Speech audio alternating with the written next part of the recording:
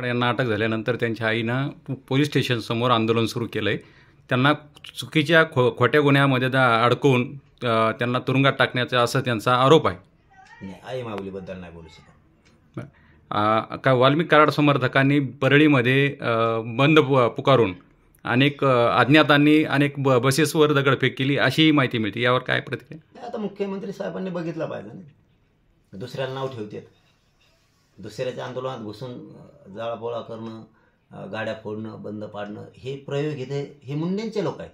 ही धनंजय मुंडेची टोळी. हा, हिला जातीकडे नका नाही, ही जातीकडे नका. त्या वंजारी जातीतले चांगले लोक आहेत, लय चांगले लोक. आम्ही कधीच जातीवर बोलवलं नाहीत, कोणच्याच वंजारी नाही, धनगर नाही, दलित नाही, मुस्लिम नाही, 12 बलुतेदार नाही, 18 पकड, जातीवर नाही. ही टोळी आहे, ही धनंजय मुंडेची टोळी, ही प्रचंड मस्तावलेली आहे ही टोळी. कारण त्या जातीतले चांगले लोक आहेत.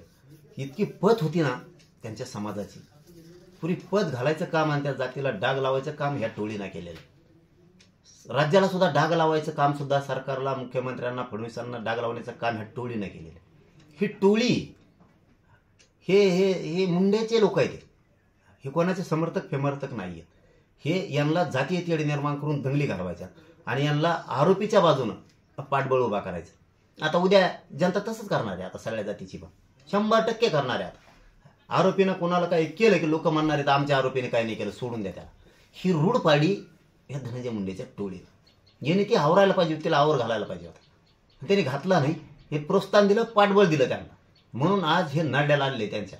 आणि उगा त्यांच्या जातीला बदनाम करायची काय गरज नाही. त्यांची जात नाही, ओबीसी नाही, कोणी नाही, कोणी नाही, कोणी नाही. आज ही टोळी, हा, ही धनंजय मुंडेची, आणि हिचा सफाया करणं फडणवीस साहेबांचं काम आहे. ते करतील ही आशा सुद्धा करावंच.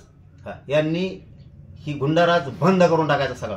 हा, बीड ही परळी मुक्त करून टाका. ही गुंडाराज ठेवू नका यांचा.